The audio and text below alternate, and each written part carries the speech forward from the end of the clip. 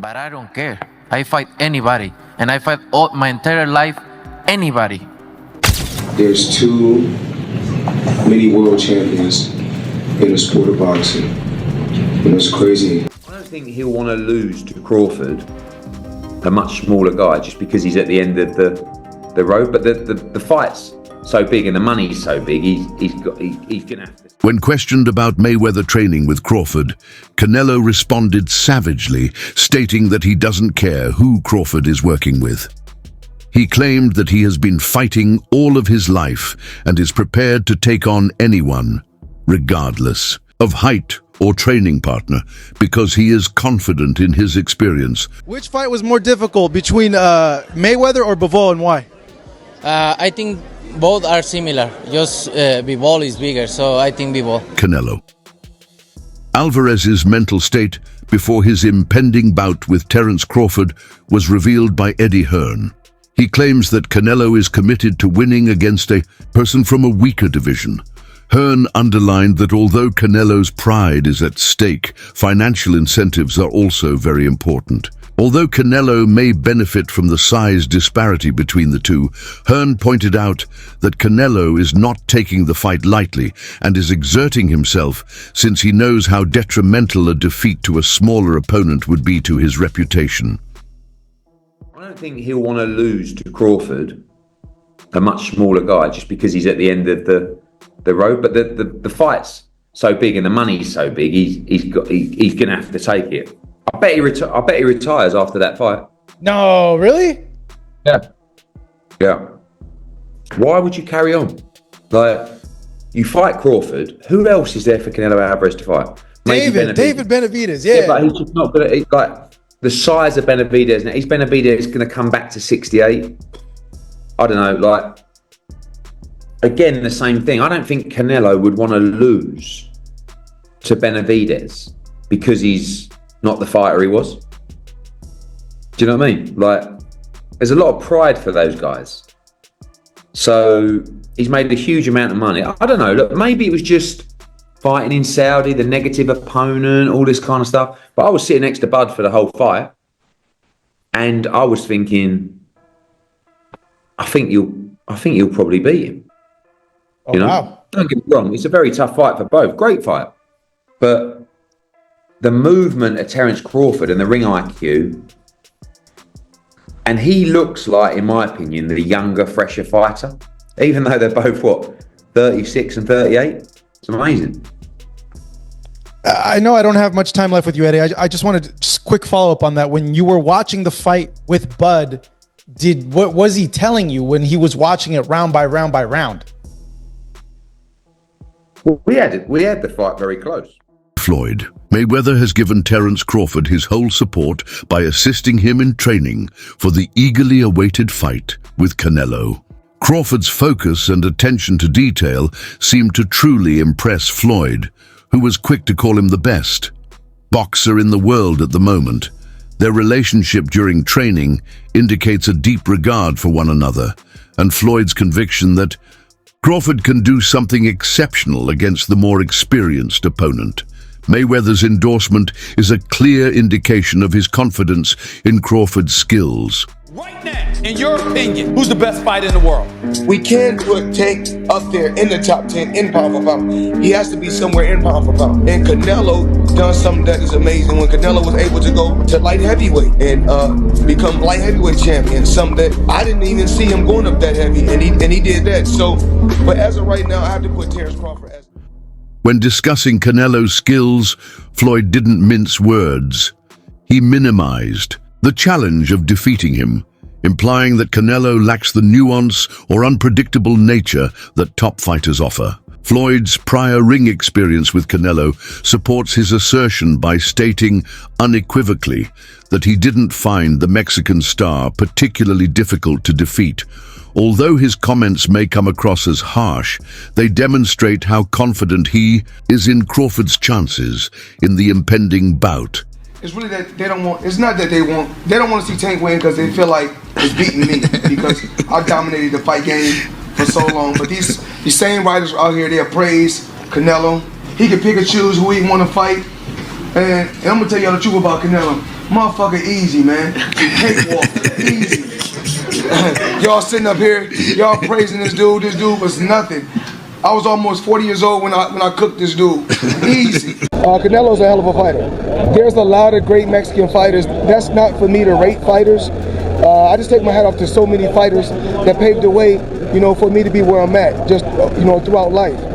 Canelo's a hell of a... Floyd has been outspoken about Canelo, while Terence Crawford has taken a more tactful approach when talking about Mayweather. He has stated that his goal is not to challenge Floyd directly or break his records. Crawford views Mayweather as an icon of the sport and is in awe of what he has accomplished.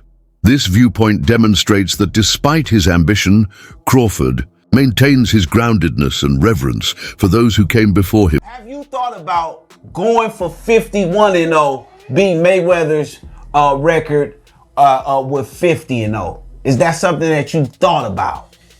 I already said I was never gonna beat Mayweather record. That's not something that I wanted to do. Okay. To be honest, I was gonna retire if I didn't get this Errol Spence fight. But I know how you is. You be sizing niggas up, bro. Keep it a stack. Did you in your head size up Floyd? Like, was you know what I'm saying? If we was ever keep it real, bud, keep it real. I'm never that type of guy. I think that's some grimy shit. Always been happy for him, been a fan of his, and I never imagined us fighting. Yeah. I never looked at him like, man, I know I'll beat it. But you capping, bro. I never thought like fantasy fight me versus Floyd. Never. I never just was with a person and looked at him like, man, I'll beat his ass. Never. That's some hating type shit to me. Like plotting. I ain't never been that type of person. Although Canelo may have size and strength, trainer Stephen Edwards offered his thoughts on how Crawford might defeat him. He noted that Crawford's high boxing IQ and ability to adjust in the later rounds are some of his best tools, and that Crawford's ability to stay focused and read opponents as the fight goes on could be the difference. Crawford's method is effective over time, according to the trainer, and could surprise Canelo if the bout reaches the distance. How he adjusts to everything, but can just adjust to anything in the fight. He's a great fighter. Did you feel like he's got any advantages early over Canelo? Sure. Better stamina, better conditioning, better feet. I think obviously Canelo's the harder puncher, probably the stronger guy, but I think he has more dexterity, more agility. He's going to be better in the later rounds. He's a little taller, his arms are longer. I think he got a lot of, Do you see any point in the fight where Crawford not being able to hurt Canelo just gets walked down? That's been the consensus overall before Canelo's last fight. A lot of people saying that Crawford may be able to do something early, but there's going to be a point where he gets hit, gets hurt. I disagree with that. I think Crawford's going to be the stronger fighter in the later rounds. I think the early part of the fight is where he got to be careful at. I think the early part of the fight he could get clipped if he's not careful. But I think the later rounds, I think he functions better in the later rounds than Canelo does. A great fight. Anything you're looking forward to that you want to talk about? Or? Karan Davis has a great fight versus Yoeli Hernandez on the same card that Caleb fights. That's probably going to be fight of the night. It's going to be a great fight. He retired briefly. Real quick. Kyron did. I remember wishing him That was a April Fool's thing. You guys fell. He got me on the April Fool's. Kyron, you dirty for that, my boy. Bob Aram, a seasoned promoter, had conflicting opinions about the contest. While he acknowledged that a bout between these two elite fighters would be a spectacle, he expressed concern over Canelo's recent performances. Aram questioned whether Canelo was genuinely fighting for the sport or merely chasing financial gain. He noted that fans haven't seen the same level of energy or entertainment from Canelo over the past 2 years. To Aram, it feels like Crawford is stepping into this bout with something to prove, while Canelo may simply be along for the payday. I think Terence Crawford is a marvelous boxer, arguably the best in the world, pound for pound. But can you hurt Canelo? If you can't hurt him, I have no doubt he can outbox him. My issue is, if you can't hurt him, what kind of a challenge can you truly pose? What do you say to that? No, that's a great point. I mean, here's the thing. Canelo Alvarez has a historically great chin. Now, I go way back when he first came to the United States and started boxing, and he found himself on an HBO pay-per-view undercard years and years ago, fighting against the older brother of the great Miguel Cotto. His name was Jose Miguel Cotto, and he had gotten a ton of hype. He had signed with Golden Boy Promotions, and a lot of those of us in the media. And I had seen him a couple of times before that. This is my first time seeing him in person, really paying close attention. And he almost got knocked out in the first round. And I remember, Stephen A., all of us looking around at Media Row going, what the heck is this all hype about? This man can't take a shot. He's going to get drilled. He was lucky that the fight was over, that the round was over in round one, or there might have been some much more trouble.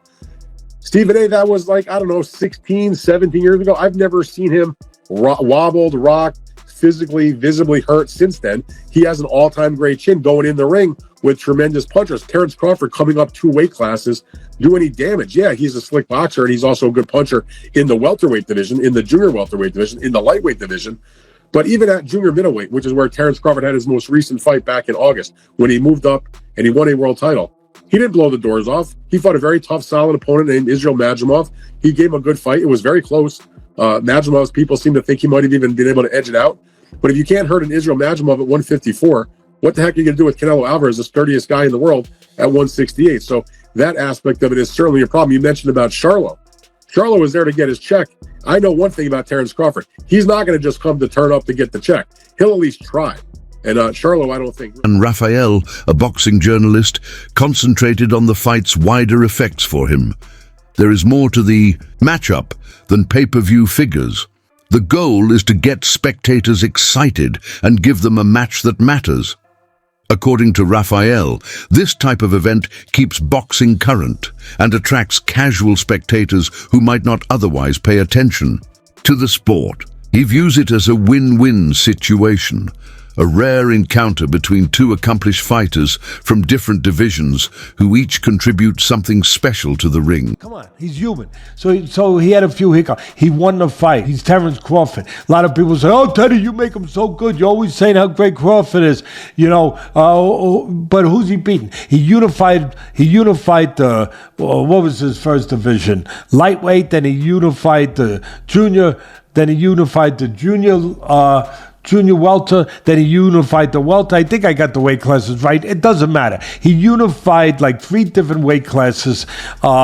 He moved up in weight. Guys are tired of me saying it. I look at him. Look, Canelo's special too. I get it. And he's bigger. I get that too. And everyone's going to say, well, after Madrimov fight again, had a couple hiccups. Now he's stepping up another weight class. Now he's got to fight Canelo, who's even bigger, stronger, better puncher. A unified champion that he's been. All of that stuff. He's not going to be able to handle it. I asked this question. See, I go to the other side. I say, okay, yeah, can Canelo handle the smaller guy who's going to be faster, who's going to be slicker, who's going to be better defensively, who's going to have better legs, who's going to be able sometimes... Canelo at this point in his career can slow down a little bit. They're both getting older. Teddy Atlas, a well-known commentator, defended Crawford, particularly when detractors questioned his choice to wait and move ahead. Atlas clarified that Crawford's potential is not diminished by the divisional leap. In fact, he thinks that Crawford's footwork and ring IQ are more than sufficient to manage the change. Canelo made the weight. It wasn't like it was a certain clause to where he couldn't gain weight. So after he weighed 152 or 152 and a half, I think he came in like 168 or close to 170. And actually I came in at probably like I probably came in at 151 and 152. Gotcha. But Roy Jones is one hell of a fighter. I can't get on here and hate on his skills and knock his skills. He's been through a lot in the sport of boxing, and he's done a lot for the sport of boxing. And I'm absolutely proud of Roy Jones. This is a very mature Floyd Mayweather we're talking to 10 years ago. I know. Yeah, that's why I'm quiet. You mean 20 years ago? Yeah, I know what would have been said. I had a different set of questions. According to Atlas, the criticism is unwarranted. He sees Crawford's ambition not as overconfidence, but as a natural step for a fighter with his level of talent and hunger. Terence Crawford jumping up from 154 to 168 and beating this quote-unquote version of Canelo Alvarez would diminish the accomplishment that Floyd Mayweather accomplished beating his version of Canelo Alvarez. Is it two different versions of Canelo Alvarez? And obviously, Canelo Alvarez is 62 wins, 2 losses, 2 draws, 39 big wins by way of knockout. He's a first ballot Hall of Famer. He is obviously bigger. When Floyd fought him, it was at 152 catch weight, but it had no rehydration clause. So you might as well just say it was at 154. Now, two things they have in common is that Floyd Mayweather was 36, 37 years of age. Terence Crawford is 37 years of age, going on 38. So he'll be 38 when he fights Canelo Alvarez. Floyd had already had 2 fights at 154.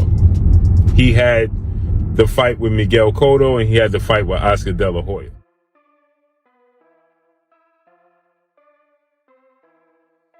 Canelo Alvarez. It was interesting to see the comments from Canelo and how he sort of assessed Bud Crawford's career. I almost feel after the Spence fight that was like an exclamation point on everything he's done, maybe from the critics who never gave him credit, but it almost seems like Canelo was downplaying his achievements. What do you make of that? Is that to build a fight? Because it sells itself. Well, I'm gonna tell you like this. I think Crawford rebuttal was everybody always say he hasn't fought nobody, or everybody that he fought was a no name. But I'm gonna tell you like this: what Crawford said, well, they was something until Crawford fought him. So obviously he's doing a great job because he's making everybody look normal. Not everyone, like when they go against Canelo, I don't think there's anyone else in boxing who you would ask and say this is a possible task for. But for Crawford, because of his pound for pound abilities, and apparently no rehydration clause. Am I hearing that right? He wants full smoke at that weight. Let's go, man. That's what Crawford wants. He wants to show the world that he's the best. So, hey, why put stipulations in there when you know that you can be the best? So let's go test ourselves. Look, I appreciate you taking this time. We don't get to speak all the time, so it's good to get you over here. And maybe we catch up later in fight week, but I appreciate you. Thank you.